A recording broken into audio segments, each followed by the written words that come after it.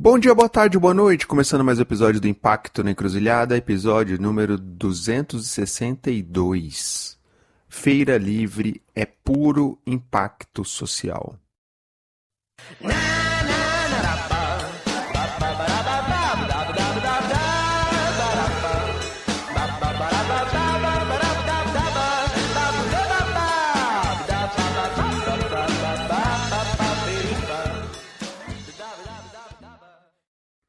E nesse episódio eu recebi o Diogo, fundador do Instituto Feirou, um mapa oficial de feiras livres, feiras de rua. Olha, é um projeto barra organização social, porque está se institucionalizando, que tem como objetivo fortalecer feira de rua no Brasil. Você que já foi comer um pastel, comprar verdura numa feira de rua, sabe a riqueza que é, fora a experiência de estar numa feira de rua. Então, o Diogo criou uma plataforma que reúne informações de todas as feiras de rua do Brasil. Sim, todas.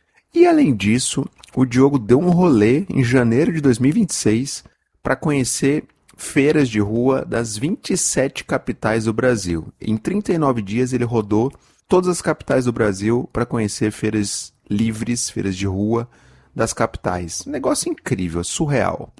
E como é que eu cheguei no Diogo e no Feirou? Porque, como você sabe, né, amigo ouvinte? Na newsletter do Prosas, que é parceira nossa aí, sempre tem algum episódio da casa sendo divulgado. E assim, o Diogo conheceu o podcast e passou a acompanhar aqui os episódios. E um belo dia ele veio trocar ideia aqui com a gente. E claro que com um papo bacana, uma pauta sensacional como essa, não podia ser diferente, virou o episódio. E claro que ele contou pra gente sobre esse rolê Brasil adentro, para visitar as feiras, e também sobre o corre de ser uma pessoa ONG, assim como muitos por aí pelo Brasil, né? Que claro, está se estruturando e em breve vai voar como plataforma de conteúdo. O Diogo é da publicidade, escuta aí que você vai entender. E sim, falamos sobre a ponte entre feiras de rua e impacto social, é o título do episódio. As feiras são puro impacto social. Escuta aí se você ainda tem dúvida. Se você gosta do conteúdo que a gente produz aqui, considere se tornar um apoiador ou uma apoiadora do podcast. Junte-se a outras pessoas iluminadas que mantêm esse trabalho de pé. Passa lá no Apoia-se, o link está na descrição. E veja como é fácil fortalecer esse trabalho. Você pode contribuir pelo Pix também. Dá uma caixinha eventual. Faz bastante diferença, viu? Aliás, na Páscoa a gente ganhou aí umas caixinhas. Agradecer aí a galera que fortaleceu o nosso rolê aqui. Você pode também classificar o podcast no seu tocador, ajuda demais. Você pode ajudar a espalhar a palavra. Tem várias maneiras de você apoiar a nossa correria aqui. Lembro também da Baru Inovação Social, consultoria está na área aí, a gente está fazendo projetos super legais. Quer saber mais? Vem trocar uma ideia com a gente. Bom, então é isso. Agradeço demais ao Diogo e ao Feirou. Que iniciativa incrível, que papo maravilhoso. E, sem mais delongas, partiu para o episódio. Pra chegar na cachoeira demora uma tarde inteira. Demora uma tarde inteira.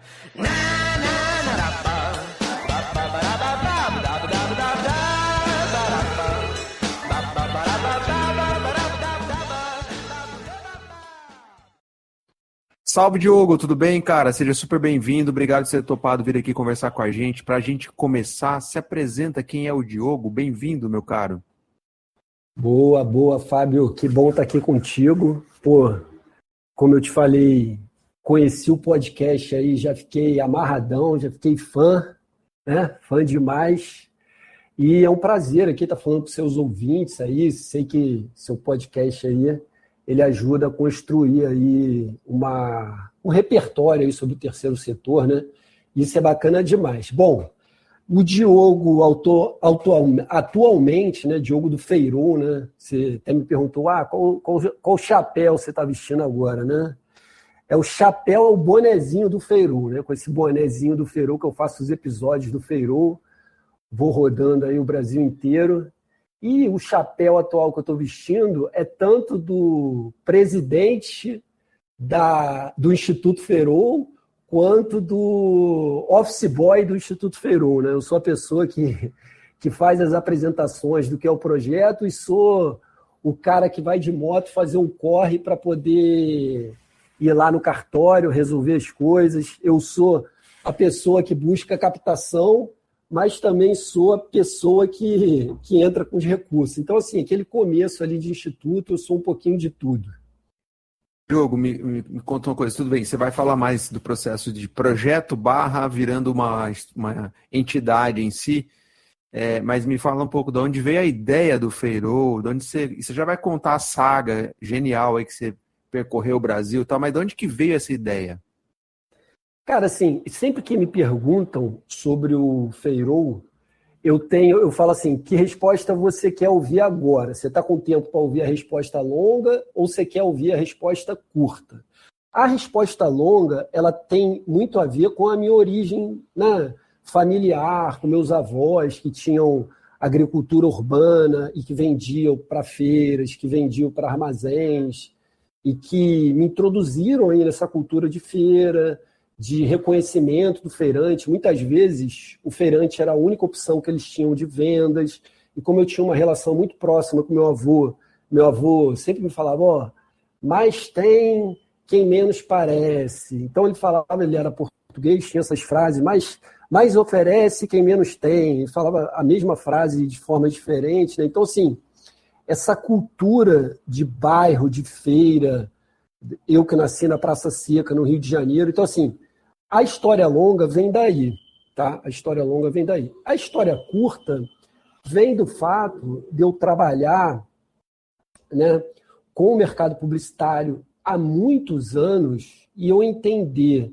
que o mercado publicitário ele organiza muito bem os mercados, ele organiza muito bem as grandes marcas, mas quando eu olho para essa cultura urbana de economia popular, eu não vi uma organização tão clara. Então, eu, como pessoa que sempre participou da transição digital de grandes marcas, do varejo, do físico para o digital, eu olhei para a Feira Livre, eu olhei para a economia popular e falei, pô, esse mercado aí é um mercado invisibilizado, é um mercado que tem pouco acesso, né, às ferramentas de venda no digital. E tem uma oportunidade aí muito legal de fazer um trabalho de inclusão digital deles. Então, Feirô veio meio daí, dessa minha visão de querer fazer a inclusão digital desses microempresários, de feirantes, enfim, desse mercado enorme no Brasil e que movimenta a economia, mas ainda é, né, deixado de lado. Quando você explica para alguém que é mais leigo desse tema, você explica o quê? Feirô é o quê? Qual é a missão? Para que vocês existem? Tá. O Feirô, assim, a frase curta do Feirô é o mapa oficial das feiras. Então, o Feirô é o mapa oficial das feiras. Feiras livres de rua, feira de rua, é isso que nós estamos falando? Isso, feiras populares, feiras de rua. E aí eu explico assim, qual é o modelo, né? O modelo inicial. Existem dados públicos sobre feiras na internet que qualquer um pode acessar. Eles estão nos sites da prefeitura. Se você entrar no site da prefeitura, você vai ter lá a lista das feiras que tem naquela cidade. Então, isso são dados públicos. Para eu poder montar o mapa das feiras de uma forma digital e rápida, eu puxei esses dados dessas feiras. Então, o Feirô, ele começa mapeando as feiras organizadas pelas prefeituras. Aí, das feiras organizadas pelas prefeituras, a gente parte para feiras orgânicas, que muitas vezes não tem ali no site da prefeitura. Depois, a gente vai para feiras de artesanato, aí feiras gastronômicas. Então, assim, a plataforma ela vai crescendo conforme a relevância que ela vai tomando. Mas a modalidade de feira, ela inicia com essas feiras livres, feiras de alimentos, feiras organizadas pelas prefeituras. Mas a ideia é que todas as feiras elas estejam mapeadas pela nossa plataforma. Como é que para de pé financeiramente? Você capta recursos para manter esse trabalho ativo? Conta um pouco mais disso. Bom, hoje, como eu falei, eu sou ao mesmo tempo captador. Eu hoje fui em 3 reuniões para captar recurso, né? E, ao mesmo tempo, eu sou patrocinador, né? Então, hoje, o Feirô ele para de pé com recursos próprios. Porém, existe um cenário muito próximo e que está, assim, há poucas reuniões de se concretizar, que é vender o Feirol como uma plataforma de conteúdo. Por quê? Porque como eu visito as feiras, como eu faço filmagem das feiras, como eu tenho uma conversa aberta com os feirantes, como eu tenho uma grande audiência dos feirantes, fica sedutor para as marcas apoiarem os projetos. Eu vou te dar um exemplo básico aqui. Eu tenho um vídeo na página do Feirol, no Instagram, @feirol.ai, que o vídeo tem 300 mil visualizações. Um vídeo com feirantes descascando o milho ali, tirando os caroços do milho com uma faca. Esse vídeo tem 300 mil visualizações. E não é assim, eu não estou sendo simbólico, é literal, tem 300 mil visualizações. Então, assim, qual é a profissão hoje em dia que você, ligando uma câmera, apontando o celular para a pessoa e filmando, você vai conseguir fazer um vídeo com 300 mil visualizações. Então, assim, esse conteúdo sobre feira é um conteúdo de alta demanda, é um conteúdo que você bota nas redes e ele anda sozinho, sabe? Sem impulsionamento, sem você precisar fazer grandes produções. É assim, a câmera ligada na cara do feirante, o feirante sendo ele mesmo. Então, isso traz uma audiência muito grande. E o Feirol, ele tem também esse papel de colocar o feirante na frente, como protagonista. Então, quando as marcas veem aquilo, e às vezes pensam em quanto elas têm que investir para ter um vídeo, por exemplo, igual a esse, que tem 8 mil curtidas, tem mais de 300 comentários, tem mais de 400 compartilhamentos. Então, assim, o quanto você precisa investir para ter isso? Com a feira, você ali fazendo o trabalho de divulgação do feirante e você conectando a sua marca a esse dia a dia, você consegue, né, tá ali na conversa, e numa conversa super interessante, que é uma conversa onde tem a decisão de compra. Então, assim, o feirante, de fato, ele é mídia. E o Feirol, ele vem para poder agregar nisso. Então, assim, esse vídeo, por exemplo, o próprio feirante, quando ele vê, ele sente orgulho daquilo que ele faz. E, por exemplo, feirantes que eu filmei, feiras que eu filmei, que eu visitei, eles hoje postam muito mais. Eles postam muito mais, eles têm um orgulho, eles têm um empoderamento, porque eles veem que o que eles fazem tem atratividade. Então, assim, é um trabalho também de empoderamento do feirante.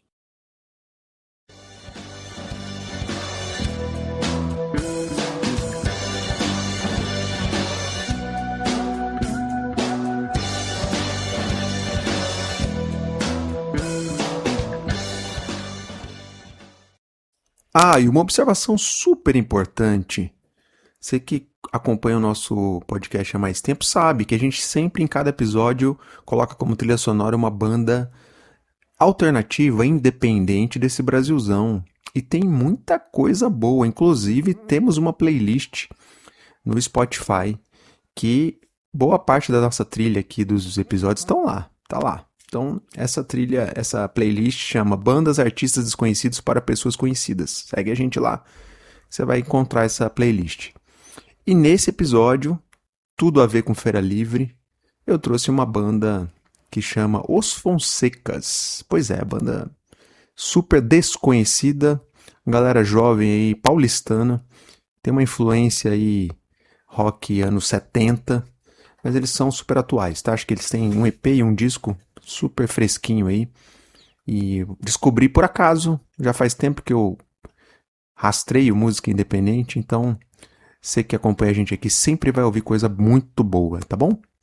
Coisa desconhecida e independente, assim como é o podcast. Então a gente fortalece o trabalho independente, autoral por esse Brasilzão aí. Tem muita coisa boa. Esse pessoal que fica falando, rock acabou, não tem mais música boa, rock MPB e afins. Mentira, tá, gente? Tem muita coisa boa. A diferença é que ele não tá disponível tocando, né, de graça aí pra você no YouTube, no Spotify. Não é a primeira coisa que te aparece, que tá sendo impulsionada. A gente tá na época do sertanejo e outros lixos aí, mas tem muita coisa boa, tá? Então, só pra fechar esse parênteses aqui, é isso. Bom, em janeiro desse ano, 2026, você deu um rolê que eu acho que deixa todo mundo com uma boa inveja, quem tá escutando, Para quem está ouvindo ter uma ideia, o que o Diogo fez, tá? Ele deu um rolê, 27 capitais do Brasil e 39 dias. Conta mais esse rolê, a ideia era visitar as feiras livres dessas cidades. Como é que foi? Conta mais. Fábio, o que aconteceu, né? E aí tudo é uma história meio encadeada, né? Tipo, quando eu fiz o mapa das feiras lá, né? Coloquei no ar o mapa das feiras. Então, no dia 10 de outubro, dia 10/10, uma data que eu lembro muito bem, porque é redonda, né? Dia 10/10, eu botei o mapa das feiras no ar. Beleza. Só que o mapa das feiras, ele foi feito a partir de dados das prefeituras. E aí, o que acontece? Nem sempre esses dados são atualizados. Às vezes a prefeitura muda a gestão, às vezes, enfim, num momento a feira muda de lugar, muda de endereço. Isso é uma coisa que tem muita... Muda muito, sabe? Muda muito e não é fácil para as prefeituras manterem isso atualizados realmente.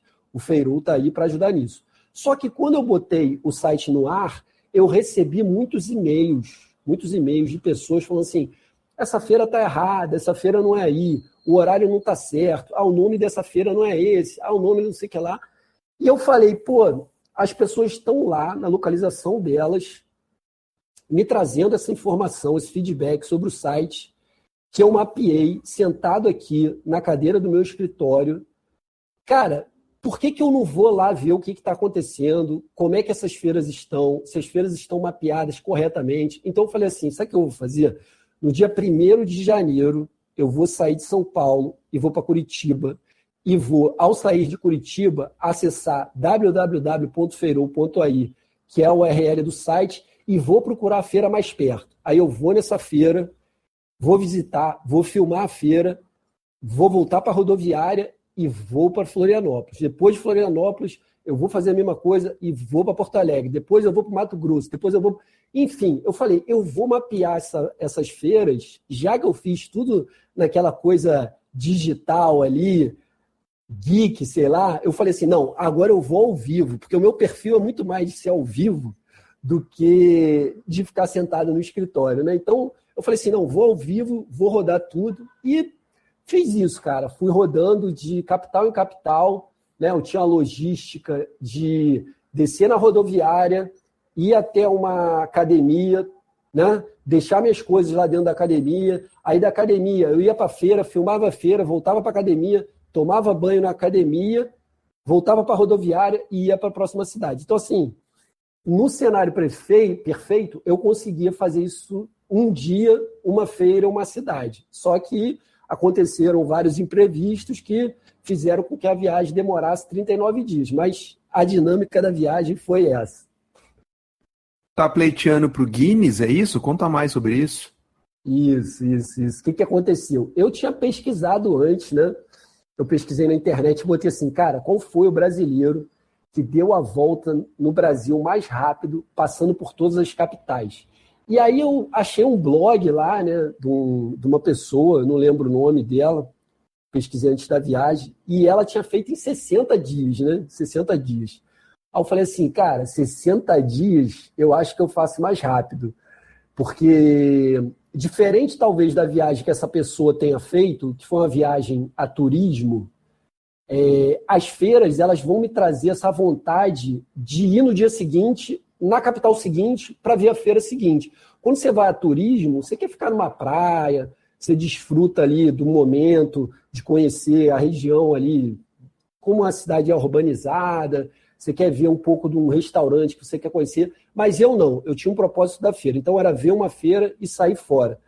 Então, assim, eu acabei a viagem, né? E aí foram em 39 dias por causa de alguns percalços na viagem, como, por exemplo, como a viagem começou dia 1º de janeiro, algumas feiras ainda não estavam acontecendo, então eu tive que esperar 3 dias para ter uma feira no domingo. Então, assim, rolou esses imprevistos dos barcos, que demora mais, é um transporte mais demorado, as rodovias também, para ir para Manaus é difícil. Mas aí, quando eu voltei, eu falei, 39 dias é o recorde. E aí eu entrei com um pedido de homologação, que chama, no Guinness Book e no Ranking Brasil também, no Ranking Brasil.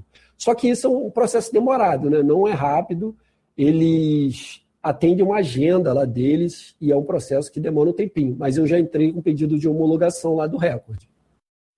Que era na prática? Você estava indo no ônibus para uma próxima capital e no caminho você acessava lá a plataforma e escolhia aleatório uma feira e ia lá e filmava. Conta mais a logística. O que acontecia? Eu pegava um ônibus, por exemplo, eu peguei um ônibus aqui de São Paulo, na rodoviária, né, Tietê. Aí eu desci em Curitiba. Lá em Curitiba, na rodoviária, eu abri o aplicativo e procurava a feira mais perto da rodoviária. Aí eu via a feira mais perto da rodoviária no feirou.ai, né? Aí eu achava a feira ali mais perto da rodoviária e eu procurava uma academia, que é uma rede de academia que eu faço, e aí ela tem em todas as capitais, né? Eu já saí daqui sabendo isso. Aí o que eu fazia? Eu ia na academia para deixar a mochila no armário lá, guardada. Porque não dá para ficar rodando a feira com uma mochila muito pesada. Algumas feiras eu tive que rodar com a mochila. Inclusive, eu tenho algumas fotos nas redes sociais com essa mochila. As fotos que mais repercutiram, que saíram em publicações de jornais, sou eu com a mochila lá no Acre, porque no Acre eu não consegui guardar a mochila. Então, assim, eu pegava, desci lá na rodoviária de Curitiba, via onde fica a feira, via a academia mais perto, guardei minha mochila. Aí eu ia até a feira, aí eu filmava essa feira com óculos que eu tenho, que filma. Esse óculos, o que ele me favorece? Ele é menos intrusivo para os feirantes. Quando você coloca uma câmera ou um celular na cara do feirante, ele fica um pouco intimidado, porque não é o hábito dele estar dando reportagens, falando com as pessoas e sendo filmados. O óculos não. O óculos, apesar dele ficar piscando uma luzinha, ele é menos invasivo. E o óculos permite que a pessoa que está vendo a imagem se sinta no meu lugar. Então, assim, quando eu chegava numa feira e ia lá, filmava, e era bem tratado, os feirantes me abraçavam, quando a pessoa assiste, ela fala assim, eu quero ir na feira, porque eu quero ser tratado bem assim, eu quero que as pessoas me dêem uma provinha do alimento, me dêem um pedaço de melancia, que eles falem comigo sobre a fruta da estação. Então, assim, a dinâmica da viagem era essa. E aí, quando eu acabava de filmar a feira, eu já ia direto para a rodoviária. Por quê? Porque eu precisava comprar a passagem o mais rápido possível para poder seguir a viagem no menor tempo possível. E aí, no ônibus, era que eu dormia. Então, eu tomava banho na academia e dormia no ônibus. Então, aí, vamos dizer que a viagem inteira, eu só tive que ficar em 2 hostels. Em 39 dias, eu fiquei 2 diárias em hostel. Então, todo o restante eu dormi ou no ônibus ou nos barcos. Boa logística, cara, que legal, bem eficiente. Ô, Diogo, me conta uma coisa, você deve ter conversado, conhecido um monte de gente na feira, feirantes. Conta aí uma história que te impressionou, que você queira dividir aqui com quem está nos ouvindo. Não, isso é loucura, assim. Eu acho que o maior bênção que eu recebi dessa viagem foi conhecer as pessoas que eu conhecia, assim, porque realmente mudaram a minha vida e fizeram a viagem ser boa, né? Até um mototáxi me perguntou, já acabando a viagem, né? Ele falou assim, qual lugar do Brasil que você mais gosta? Aí eu falei assim, São Paulo. Aí ele falou, mas São Paulo, cara? Tanto lugar bonito, maravilhoso, você vai falar São Paulo. Eu falei para ele, cara, essa viagem inteira, o que mais legal me aconteceu foram as pessoas que eu conhecia. A diversidade, os sotaques, cada um me recebendo de braços abertos. E o lugar onde eu tenho um pouquinho de tudo isso, que é onde tem gente de tudo quanto é lugar ao mesmo tempo, é São Paulo. Então, por isso que São Paulo que eu gosto mais. E aí, cara, eu acho que duas histórias de pessoas assim que me marcaram e que me ajudaram, de fato, a primeira foi em Porto Alegre, né? Eu já tinha feito Curitiba, né? Tinha feito Curitiba e Florianópolis.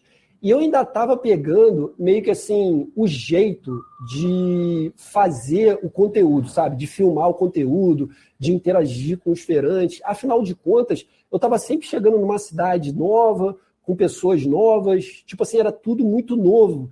E a abordagem que eu ia fazer dos feirantes na feira, eu ainda estava assim, muito duro, muito preso, as coisas não estavam acontecendo da maneira assim natural, sabe? E aí, lá em Porto Alegre, teve um feirante que ele viu isso, ele percebeu isso, ao olhar pro jeito que eu estava fazendo, o jeito que eu estava falando, ele me chamou de canto e falou assim, pô, Diogo, sabe o que você faz na hora que você chegar numa feira? Você pede para falar com o presidente da feira. Aí eu falei, presidente? Eu não sabia que tinha esse cargo, né? Presidente da feira. Ele falou, tem.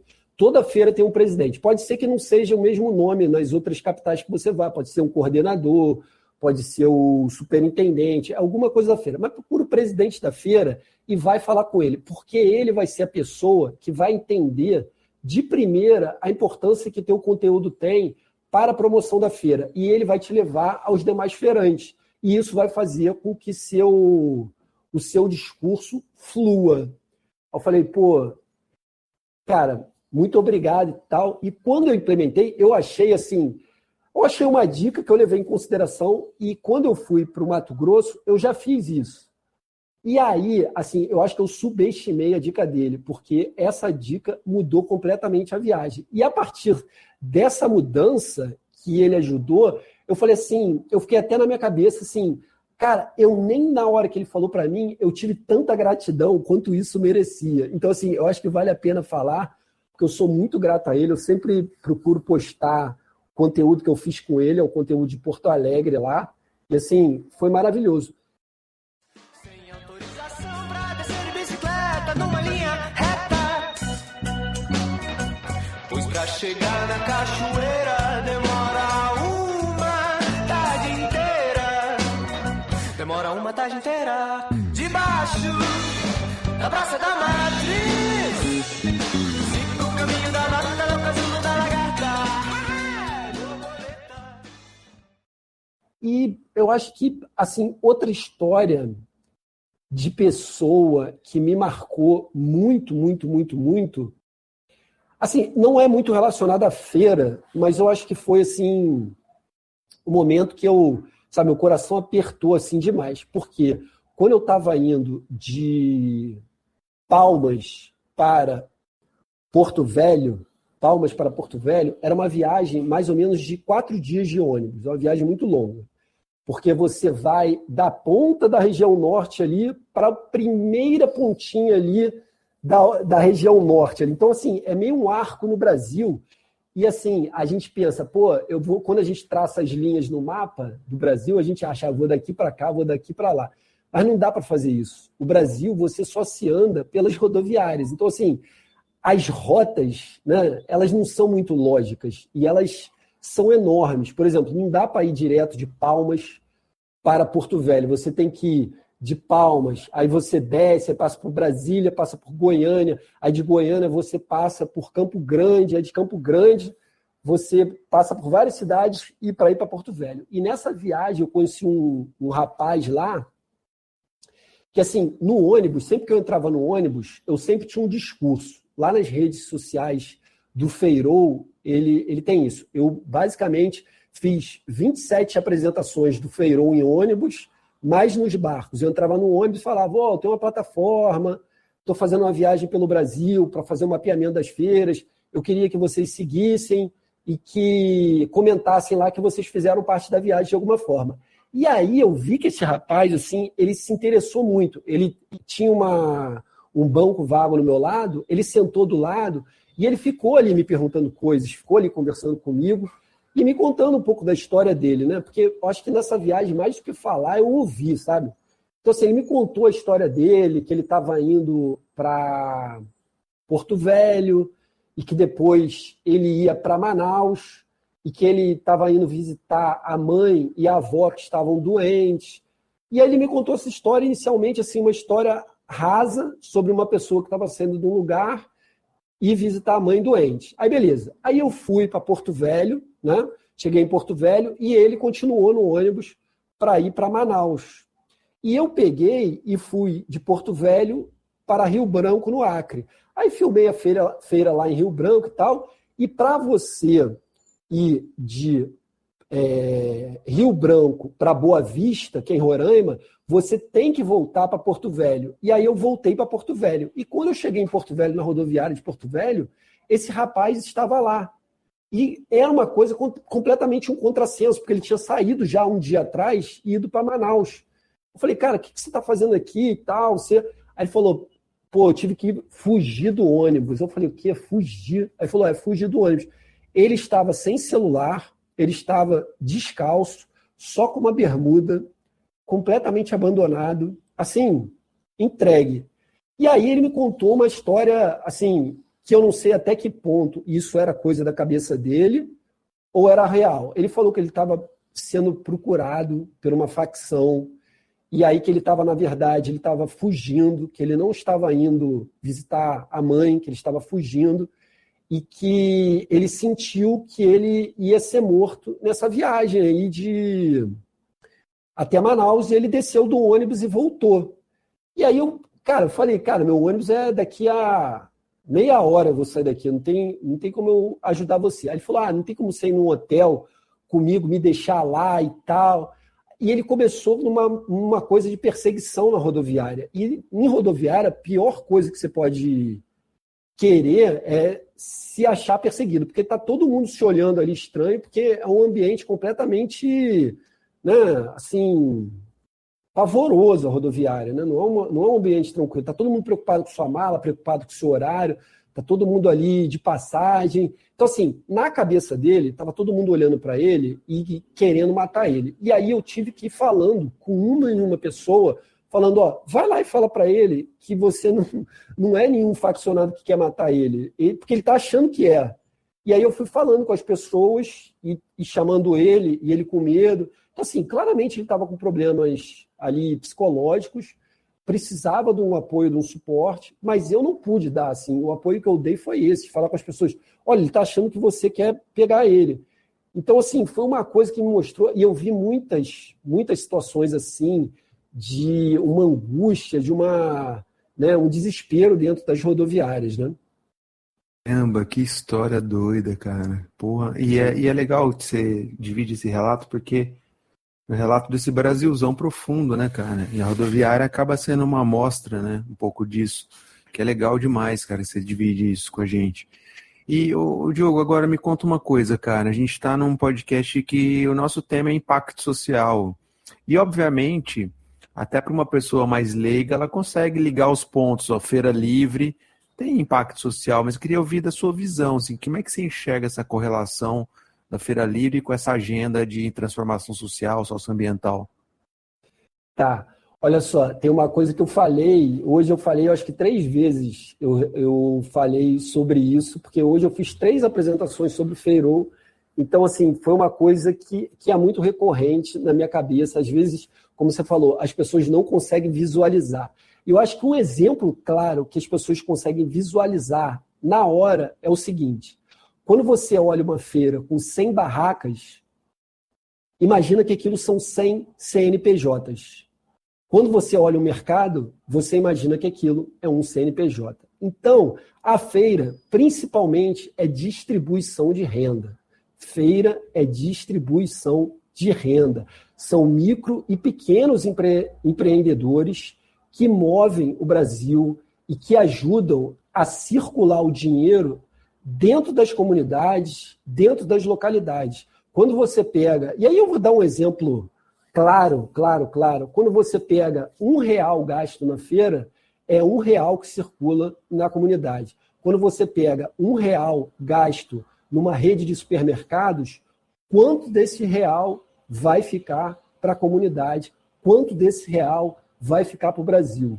Se você pega um Osho da vida, o dinheiro, R$1 que você gasta no Osho, para onde vai esse dinheiro?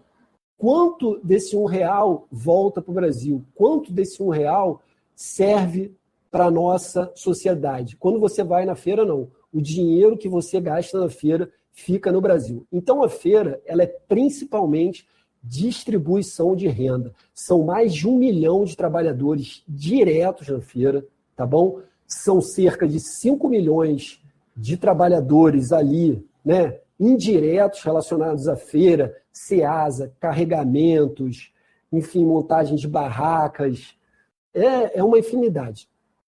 São 10 mil feiras organizadas pelas prefeituras, tá? e cerca de 20 mil feiras particulares, feiras que ajudam ali o pequeno e microempreendedor. Então, quando você você vai numa feira de artesanato ou numa feira que tem ali moda e você compra desses expositores, desses feirantes, você está ajudando diretamente na distribuição de renda. Você está usando politicamente o seu dinheiro. Você está usando a cédula mais importante que você tem, que você pode usar todos os dias, que é o seu dinheiro. Então, o impacto primeiro do Feirol é esse impacto na distribuição de renda.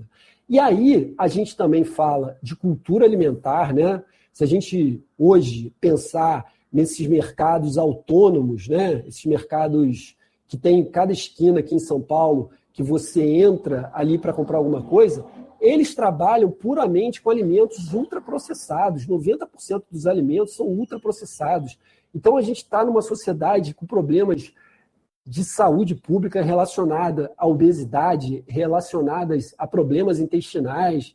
Enfim, a feira é onde você come alimentos de qualidade, você tem alimentos in natura e você pode estar perto ali do produtor, você incentiva essa cadeia do microprodutor. Então, assim, a feira também, essa cultura alimentar e cultura também, né, dos povos, cultura das localidades, essa oralidade que a feira traz. Então, assim, a feira ela traz um impacto social muito grande, muito representativo, e ela é um sistema que a gente não precisa implementar uma novidade, a gente não precisa criar uma coisa nova, eu não preciso reinventar a roda, a feira já existe, ela já opera. O que eu preciso é trazer mais público para a feira.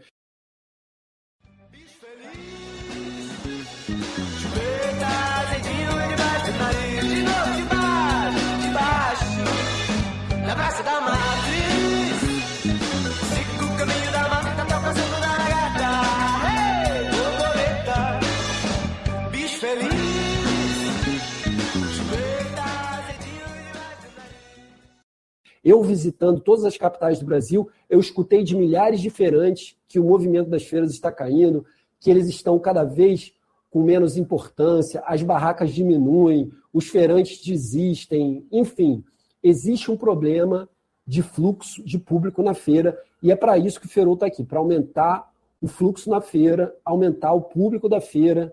A gente tem uma meta aí de aumentar em 30% o fluxo na feira, no mínimo em 2 anos. E se a gente conseguir implementar aí uma novidade, que é o Vale Feira, né, que é o benefício corporativo, né, que as empresas vão poder escolher, ao invés de Vale Alimentação e Vale Refeição, ter o Vale Feira, assim como um benefício, né, social, que é, além de ter o Vale Gás, ter o Vale Feira também como um benefício social, a gente já está em conversas com o Senado, com a Câmara Municipal de São Paulo, para tentar implementar isso como projeto de lei. Então, se a gente conseguir fazer isso, o movimento das feiras vai aumentar muito e isso vai trazer muito benefício para o Brasil, não somente diretamente ao feirante, mas toda a cadeia que está aí ao redor. Ô, Joe, que legal, cara. Sensacional a tua visão e todo o projeto. Para a gente fechar, cara, quais são os próximos passos do Instituto Feirol? O que vocês estão projetando aqui para frente? Olha, Fábio, o que a gente está assim, na reta final de acordos eu tenho um programa que vai ser lançado no VRT Channel. É um canal digital que hoje atinge 27 milhões de telas conectadas. É um canal grátis, você pode baixar do celular ou na TV digital, você baixa ali o aplicativo VRT Channel e pode assistir ali a programação de graça 24 horas por dia. Eu tenho um programa que vai estrear no VRT Channel chamado Feirol TV. Esse programa ele vai ao ar todos os domingos às 17 horas e vai ter uma reprise na segunda-feira. São 30 minutos de programa e nesse programa, basicamente, eu vou visitar feiras. Tá? Você vai ligar a TV, vai ser como se você estivesse entrando numa feira.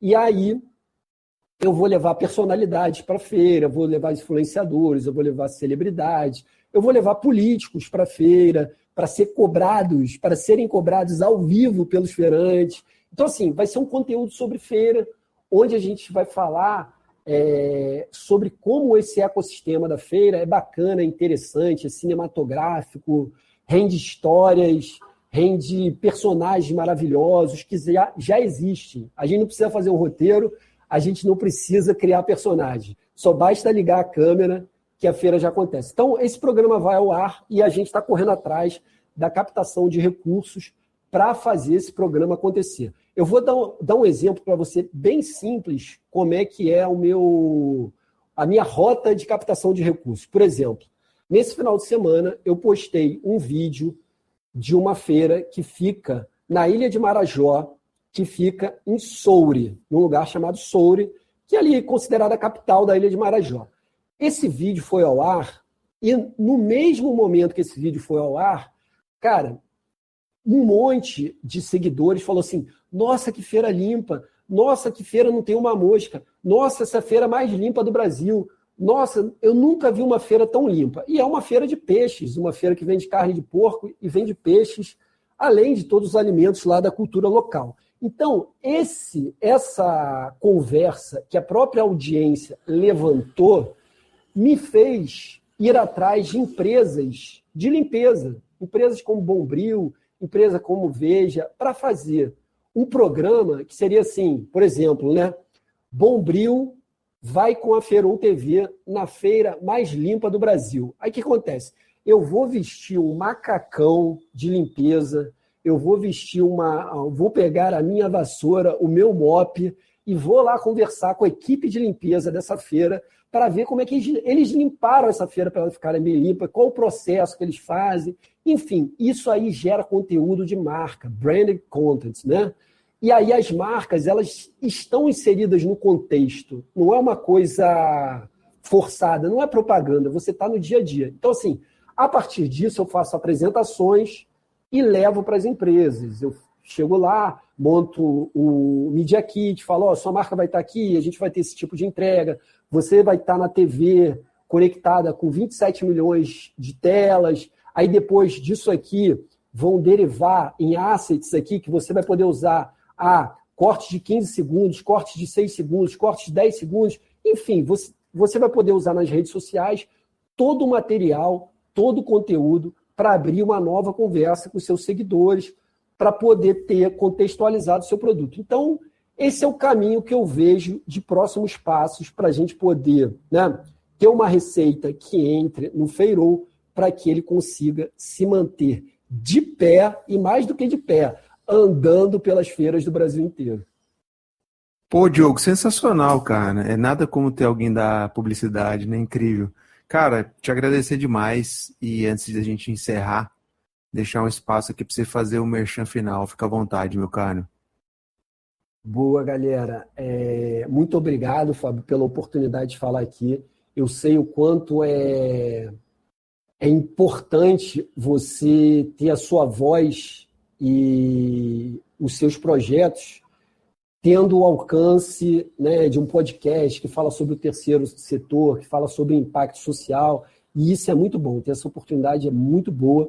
Sou seu fã, estou seguindo o seu podcast lá, né, vendo os episódios que eu ainda não vi, porque eu descobri o podcast agora, que mais pessoas descubram o seu podcast, porque eu acho que vai trazer a transformação.